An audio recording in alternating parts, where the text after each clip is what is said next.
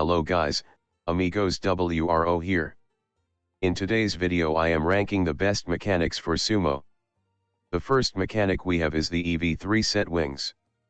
I don't like this mechanic, because the only useful parts are the edges of the wings, so you have to be very precise in where you go in, or you're going to need to add a lot of these, but with the downside of having gaps in your mechanic.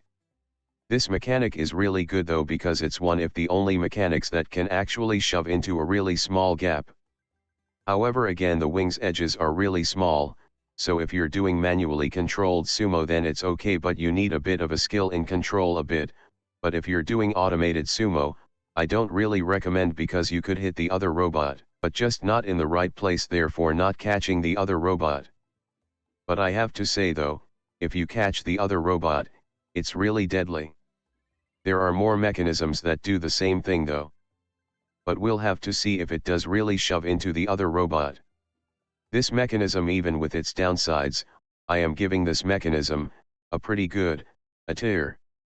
Next mechanic we got is the lifting mechanic.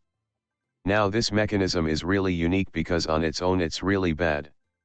If you're using a forklift robot in a sumo competition, I would call you both smart and not smart in the same time. Because these lifting mechanics are really powerful if made correctly. If you can just lift the other robot then it's game over.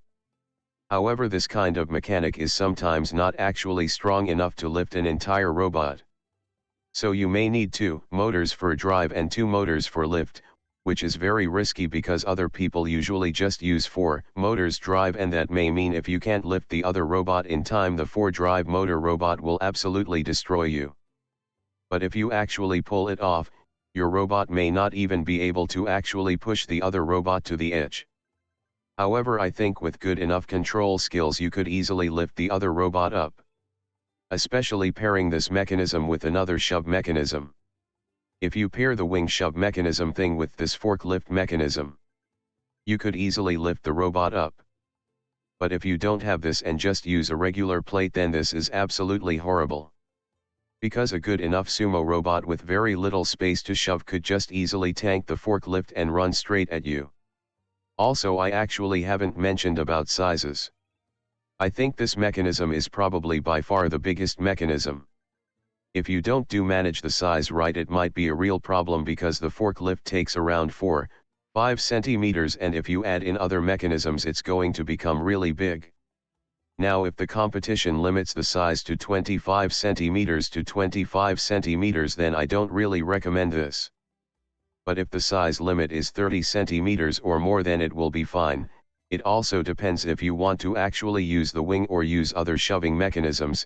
Anyways, on to the next mechanic, and I am giving this forklift mechanism B tier for now, but pairing this with other mechanisms may make the robot deadly. Next mechanism we got the smash mechanic. This is really another unique one-trick pony mechanism. Instead of shoving your opponent upwards, this mechanism just smashes the opponent from high up, dealing some damage. Now I like this mechanism because it has the damage potential. However, the damage potential is correlated directly to how heavy and strong the smash part of the hammer is. Because if you get a really heavy but weak hammer, you can end up damaging your own hammer, which is not good, so you're going to need a really strong and heavy part like the power function weights. This will come with a cost though. Not only is it going to be pretty expensive, it's also going to be very taxing on the motor.